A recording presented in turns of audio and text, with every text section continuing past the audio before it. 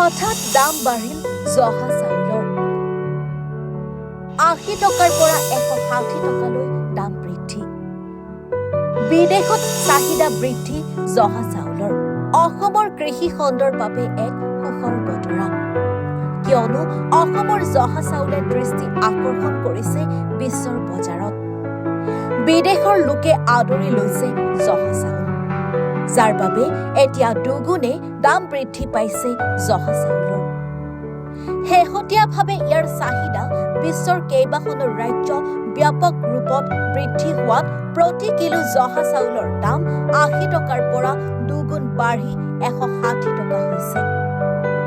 Italy, যুক্তৰাষ্ট্ৰ, Kuwait, Bahrain, কাটাৰ, Oman, Saudi আৰৱ আদিকে ধৰি বিশ্বৰ বহু ৰাষ্ট্ৰই এতিয়া বিচাৰে অসমৰ জহা চাউল। স্বাভাৱিকতে অসমৰ কৃষকৰ বাবে এয়া সুখবৰ। পশ্চিমবংগৰ গোবিন্দভোগৰ বজাৰ লৈছে জহা চাউলে।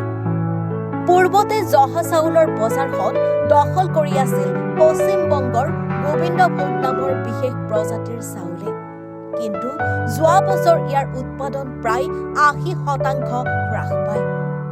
লগে লগে গোবিন্দভোগৰ দাম ৩০০% বৃদ্ধি পায়।